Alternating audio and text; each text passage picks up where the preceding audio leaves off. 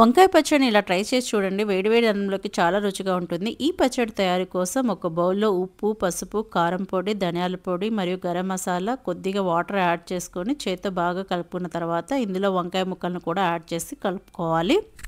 ఆ తర్వాత వేరొక కడాయిలో కొద్దిగా ఆయిల్ వేసి అది వేడయ్యాక ఎండుమిర్చి, వెల్లుల్లిని వేయించుకొని పక్కకు పెట్టుకోవాలి. ఆ తర్వాత ఇదే కడాయిలో ఉల్లిపాయ ముక్కలను కూడా బాగా వేయించుకోవాలి. ఉల్లిపాయ ముక్కలు కాస్త రంగు మారేంత వరకు వేయించుకొని పక్కకు తీసుకొని పెట్టుకోండి.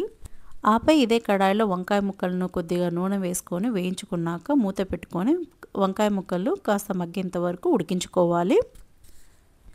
ఇవన్నీ కాస్త చల్లారిన తర్వాత మిక్సీ జార్లో వేసుకొని ఇందులో రుచికి సరిపడా ఉప్పును కూడా వేసుకొని ఆపై నానబెట్టుకున్న చింతపండును కూడా వేసుకొని కచ్చాపచ్చాగా మిక్సీ పట్టుకోవాలి.